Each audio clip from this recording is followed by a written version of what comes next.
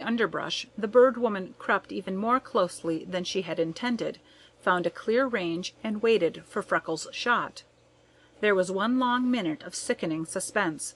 The men straightened for breath. Work was difficult with a hand saw in the heat of the swamp. As they rested, the big dark fellow took a bottle from his pocket and began oiling the saw. "We got to keep mighty quiet," he said, "and wait to fell it until that damned guard has gone to his dinner." Again they bent to their work. Freckles' revolver spat fire.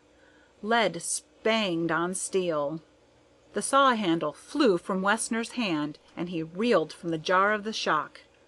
Black Jack straightened, uttering a fearful oath.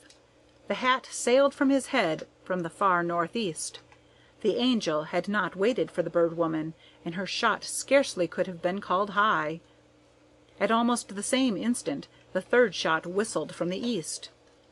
Black Jack sprang into the air with a yell of complete panic, for it ripped a heel from his boot. Freckles emptied his second chamber, and the earth spattered over Wessner. Shots poured in rapidly. Without even reaching for a weapon, both men ran toward the east road in great leaping bounds, while leaden slugs sung and hissed around them in deadly earnest. Freckles was trimming his corners as closely as he dared, but if the Angel did not really intend to hit, she was taking risks in a scandalous manner. When the men reached the trail, Freckles yelled at the top of his voice, "Head them off on the south, boys! Fire from the south!" As he had hoped, Jack and Wessner instantly plunged into the swale. A spattering of lead followed them. They crossed the swale, running low, with not even one backward glance, and entered the woods beyond the corduroy. Then the little party gathered at the tree.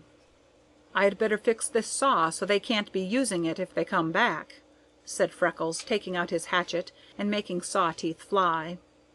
"Now we must leave here without being seen," said the Bird Woman to the Angel. "It won't do for me to make enemies of these men, for I am likely to meet them while at work any day." "You can do it by driving straight north on this road," said Freckles. "I will go ahead and cut the wires for you. The swale is almost dry. You will only be sinking a little. In a few rods you will strike a cornfield. I will take down the fence and let you into that. Follow the furrows and drive straight across it until you come to the other side. Be following the fence south until you come to a road through the woods east of it. Then take that road and follow east until you reach the pike.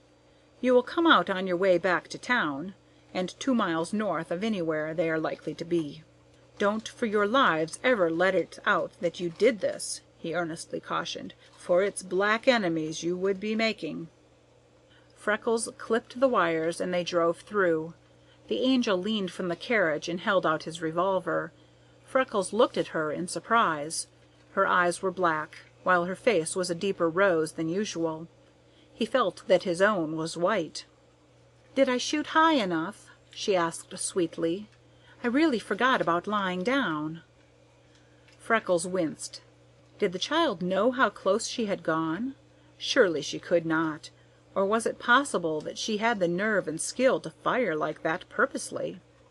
"I will send the first reliable man I meet for McLean," said the Bird Woman, gathering up the lines.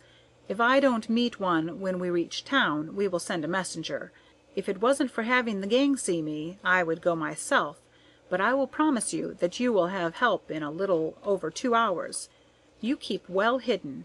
They must think some of the gang is with you now. There isn't a chance that they will be back, but don't run any risks. Remain under cover. If they should come, it probably would be for their saw." She laughed, as at a fine joke. End of chapter 6.